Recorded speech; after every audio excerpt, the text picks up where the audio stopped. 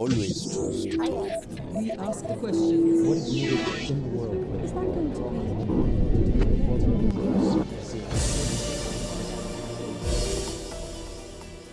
I'm el-Shayyal in Doha, where authorities here insist it's business as usual despite the ongoing GCC crisis and the blockade of Qatar approaching its third month. Meanwhile, the anti-Qatar campaign continues to intensify, with Saudi Arabia and the United Arab Emirates paying lobbyists to demand that FIFA withdraws Qatar's right to host the 2022 World Cup.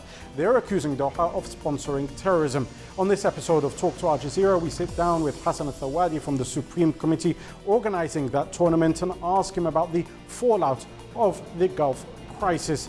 We also discuss the issue of migrant workers, as well as issues of or allegations leveled against Qatar that it was involved in corruption in order to win that bid. All of this as Hassan al-Thawadi talks to Al Jazeera. Mr. Thawadi, thank you very much for talking to Al Jazeera. Thank you for having me. I want to focus a little bit on the current blockade on Qatar, the siege on Qatar. It's gone on now for almost 3 months. And in that time, there have been zero imports coming in via land, because your only land border is with Saudi Arabia, which has closed it off.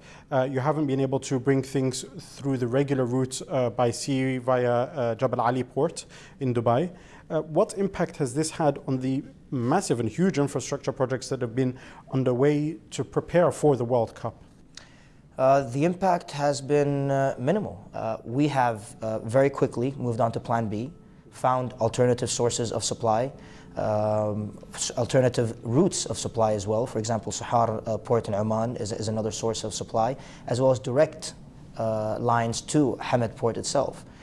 So alternatives have been put in place quite quickly, quite efficiently. So there's no delay in any of the projects, none of the roads, none of the stadiums, none of this is being delayed? Projects are on schedule. No delays have occurred. Okay. On the GCC crisis, and the fallout from it, as you say, has been huge, and a large part of that crisis has actually been fought abroad, particularly in Western media, where we've seen a string of articles and news reports appear in American, British and other European media outlets, either in favor of Qatar or more often than not actually critical of Doha. Do you feel that the Qatar brand has been impacted by this media campaign against you?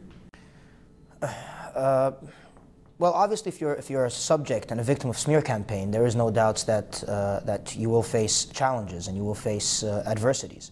But I believe we're overcoming it, and we're overcoming it quite well. Again, and it's not as a result of the smear campaign and being targets of, as you said, the smear campaigns results in challenges that we face, but our responses are on the ground.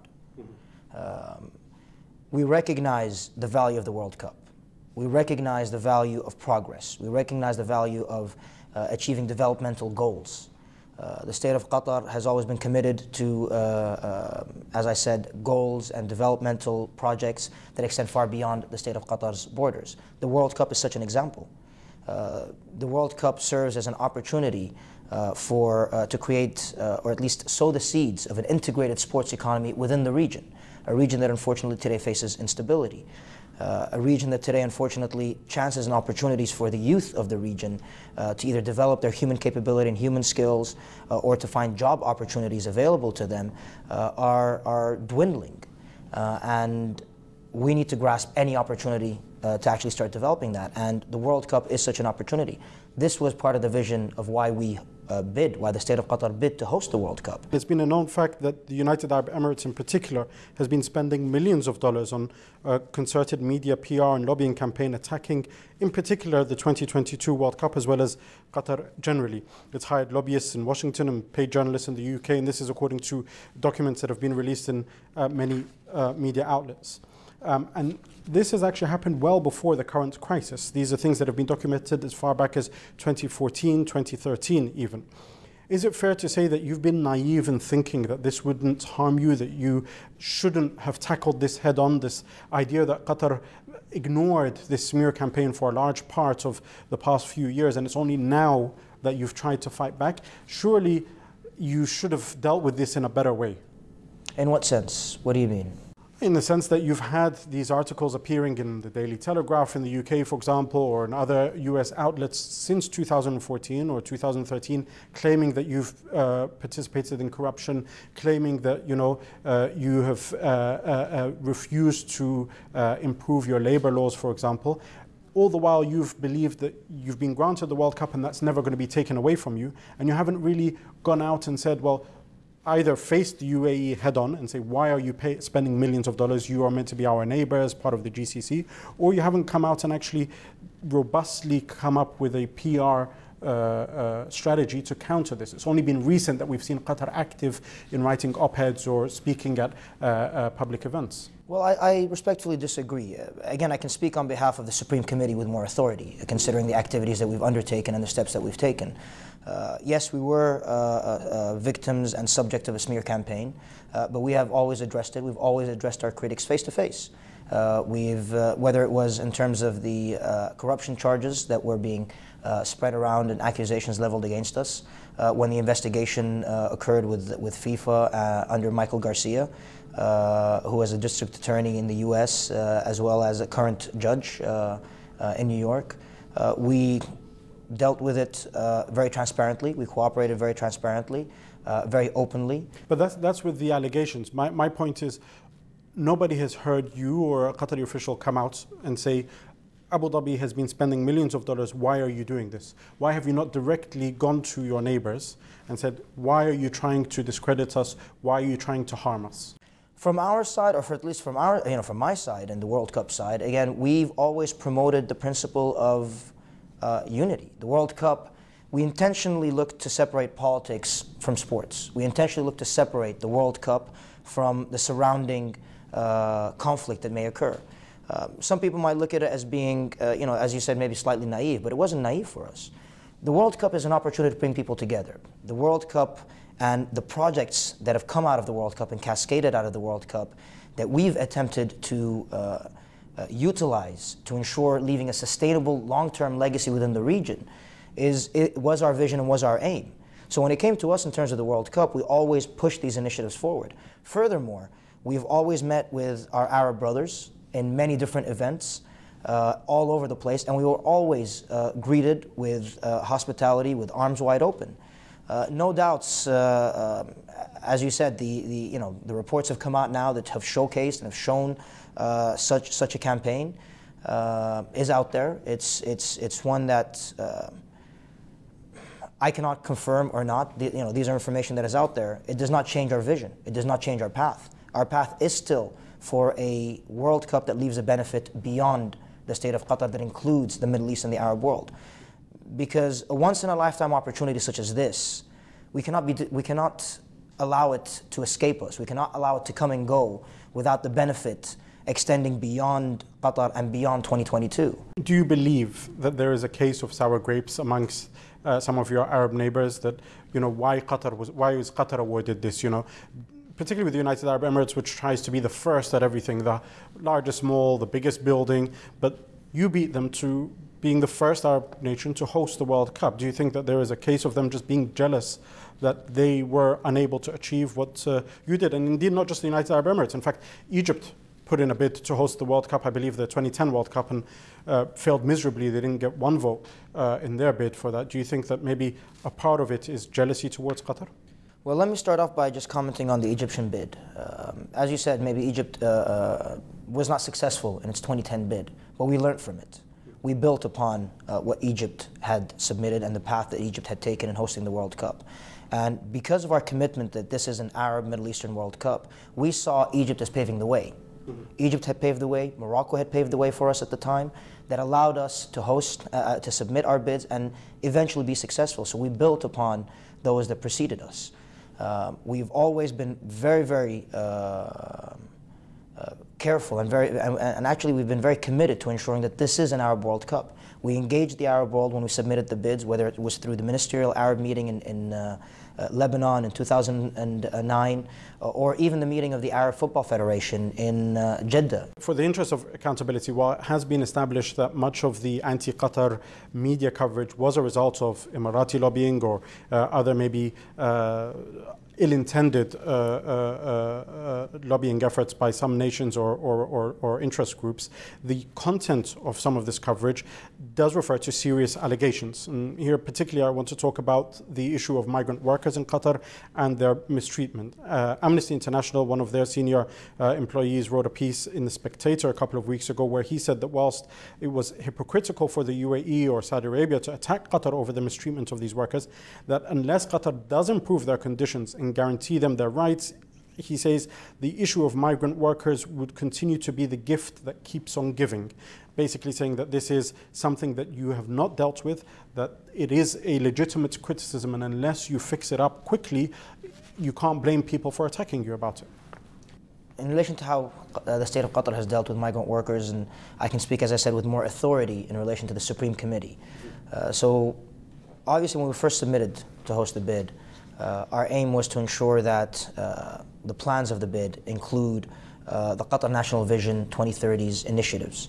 Under the Qatar 2030 national initiatives, one of them is, of course, human development and social development, which addresses the issue of migrant workers. So this is an issue that has been at the forefront of the state of Qatar's mind before we were granted the right to host the World Cup.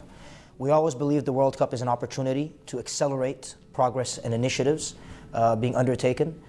Since we were granted the right to host the World Cup, the Supreme Committee has worked diligently to ensure that we develop worker welfare standards in accordance with the state of Qatar and in accordance with international standards, engaging international organizations and NGOs, such as, for example, Amnesty International, and James Lynch is a colleague, and we've had many discussions in relation to this matter, Human Rights Watch, Builders and Woodworkers International, an established trade union organization, the International Labour Organization, amongst many others that we've established that have worked and consulted with us to deliver our worker welfare standards. But your critics would say that's more of a PR stunt, because the fact of the matter is there are still workers who are working on these infrastructure projects who are mistreated, whose passports have been confiscated, some of which have even died because of poor standards. I reject the claim that it's a PR standard.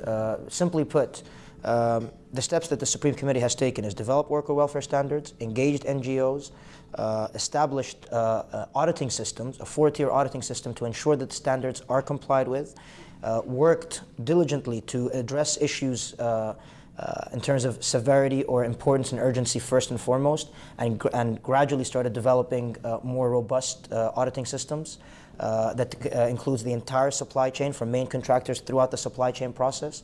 We have engaged the Builders and Woodwork International organization and trade union through an MOU to assist us in our auditing process, to transfer their experience, their extensive experience and international expertise on construction sites and dealing with workers and improving worker welfare in this matter. And we have also engaged a third-party independent auditor, a company by the name of Impact, based in the United Kingdom, who has extensive experiences on worker welfare audits and has dealt with companies like Apple, has dealt with companies like Nike, amongst others. We have been very diligent, we have been very open. The third-party independent auditor releases an annual report that addresses the challenges that we face, addresses the progress that we have made, and provides recommendations on how to improve these issues. We ourselves launch a progress report, an annual progress report that addresses all the issues that we face, whether it's challenges or progress, and we even go as far as reporting our accidents as well as, unfortunately, any deaths that occur on our sites and the investigations that occur and the actions taken to resolve this matter. You're saying the World Cup is an opportunity to promote unity and equality, but your critics will say, how about you start with equality at home with those who are building the basics for this World Cup to actually happen? And that is happening on the ground, as I said. International organizations and even Amnesty itself recognizes the progress that the Supreme Committee is making, recognizes the work that the Supreme Committee is making. When it comes to health and safety, first let me say the tragedies that occurred, whether it was with Anil Kumar or Zachary Cox, and their tragic deaths, are incidents that we hope never happen again. And we endeavor to learn from these tragedies and ensure that it doesn't happen again. We investigated these incidents. We looked at the causes, we looked at the issues, and we addressed them. We contacted the families. We provided counseling to their colleagues as well. As I said, we're endeavoring and working very hard to ensure that these tragedies do not occur. Our commitment to health and safety and our standards of health and safety are recognized by BWI, who are experts in this field, as being quite based on par with international standards. When it comes to other initiatives, when it comes to workers' welfare issues, our progress and our commitment is unwavering, and it is there for people to see. Our reports are provided. Our transparency is there for people to provide criticism, constructive criticism on how can we improve. Amnesty International is one of those organizations that we've always engaged with and welcomed their constructive criticism. We learn from Impact and from their audits as well to ensure that if our audits that we do ourselves in our 4-tier auditing system, which starts off with the main contractor, the 2nd-tier auditing system is the Supreme Committee performing audits on the main contractors and the supply chain. The 3rd tier is the independent auditor. The 4th tier is the government audit as well. We have established a multi-layered auditing system to ensure that if anything falls through, we try to capture it somewhere else. And we are committed to progress. This is not something that will be resolved overnight. I fully recognize that people might disagree with the level of progress or the extent of progress, but I think nobody can deny that progress is being made. And as I said, the World Cup will be a benchmark as an event that has created a legacy and started creating a legacy, not only when we talk about economic legacy or stability legacy, but even on more pressing issues that the globe faces as well. Another accusation that's been constantly leveled at Qatar has been the claim that you bribed your way to winning the World Cup. Can you categorically deny that you did not or participate in any form of bribery or corruption when it came to winning the bid to host the World Cup? I categorically deny any allegations, and I affirm and confirm, as the Michael Garcia report did do so, the integrity of our bid. Okay, then surely then there's ground for libel action to be taken against those who continue to accuse you of participating. Why is Qatar not going after those who continue to claim that you did? No, we have taken legal proceedings against a number of accusers. We have taken certain steps against some of the accusers and some of the accusations out there. But overall, our first and foremost focus was always in delivering a World Cup that is extremely ambitious, that has an impact beyond the state of Qatar. This is the first World Cup in the Middle East. We recognized that there was an investigation being opened, and we cooperated fully with the investigation, knowing very well the results and the actions that will come out because of the integrity of our bid.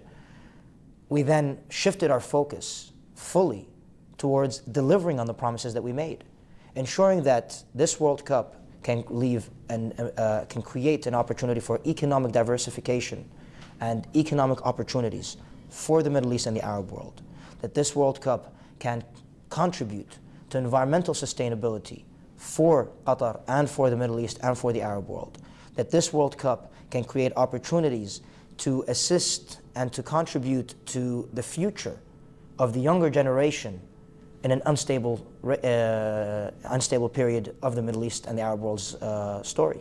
The campaign to strip you as host nation, Mr. Thawadi, has so far failed, but it seems that your...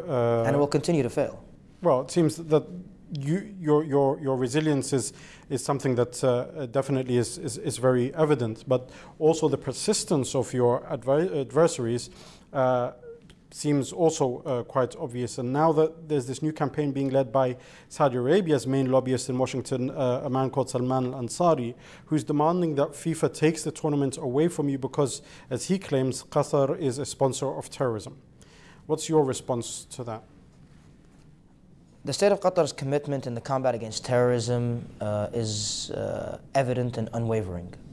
We're one of the first nations in the global coalition against the fight of ISIS, countering ISIS.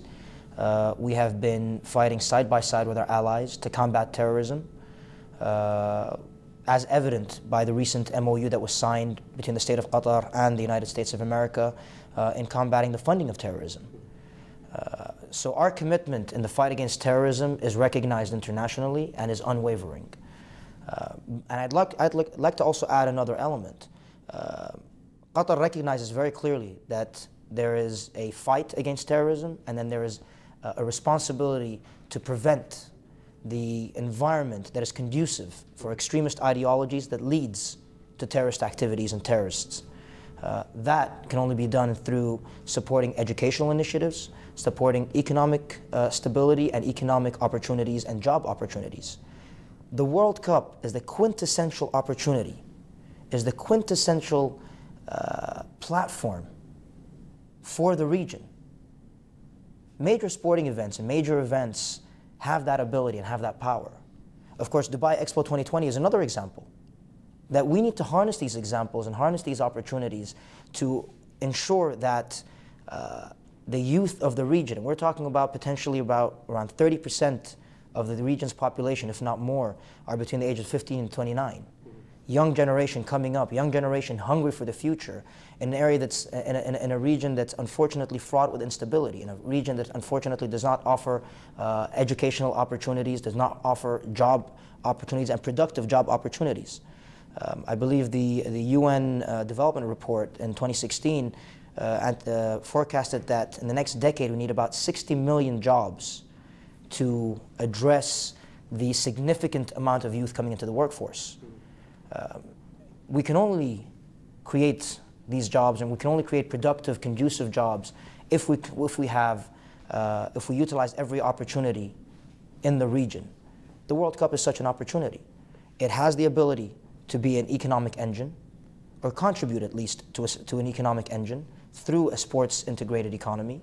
It has the opportunity to support the skills development and the human capability and human capacity development for the youth of the region. It has the capability of creating jobs. And this is why, if anybody has a concern about the fight against terrorism, I would believe that the World Cup is the perfect tool to genuinely fight and stop the supply of terrorists to terrorist organizations through utilizing the true benefit and true potential of the World Cup. Okay, let's move slightly away from the politics and talk a little about the tournament itself. What is the wow factor that's going to be about 2022? What people should be looking forward to? Well, first, of course, it is the first World Cup in the Middle East and the Arab world. And that in itself allows for the Middle East to showcase itself to the outside world and showcase our richness in culture, richness in heritage, our sense of humor, that a lot of people are not aware that we actually have a fantastic sense of humor, and to show the diversity. While we have similar cultures, there's also distinct differences that adds to the richness and texture of the Arab culture. And it is an opportunity for the world to experience it. Of course, when the people come to Qatar, they also have the opportunity to experience sun, sand, and sea. The unique element of the desert experience. Is it going to happen in the winter? Yes, the date has been set. It is in November, between November and December. Aside from, of course, the more tournament-based experiences, you can see more than 3 matches, or about 3 matches in a day. You won't have to worry about extensive accommodation or travel and the hassle and the pressure of traveling from one place to another. What about the stadiums? The stadium progress is coming as scheduled. We've launched our first stadium, Khalifa Stadium, a few months ago, and the opening was during His Highness the Emir's Cup final, which is equivalent to FA Cup final. All our other projects are according to schedule. We are on schedule to finalize and complete 2 more stadiums in 2018. So before the World Cup, we will have 3 stadiums fully completed and commissioned. We are launching the design for one of our stadiums, al-Thawadi Stadium, and I'm sure everybody will be able to follow it these days. It's based on the headgear. It's inspired by our traditional headgear. Like what you're wearing? Like what I'm wearing, a similar design. And the interesting part is the headgear is the common, part of the common headgear for the entire GCC society and GCC community. And that, I think, what the World Cup 2022 in the Middle East represents. That we might, in a time of divisiveness, in a time where, unfortunately, cynical speeches and cynical rhetoric is on the forefront, and divisive rhetoric is on the forefront, we need every opportunity available to us to promote our common humanity, to celebrate our differences and to promote our common humanity and recognize our common humanity. There's no unifying opportunity, there's no unifying platform like football has. And the first World Cup in the Middle East is such an opportunity. It's an opportunity to truly tear down stereotypes, to allow for the average individual, the average John Doe walking around the streets in Bradford, with the average person walking down the streets in Shanghai, with the average person walking down the streets in Mogadishu, to get together in the one unifying factor, which is our love and passion for football. Mr. Thawadi, thank you very much for talking to Al Jazeera. It's a pleasure speaking to you.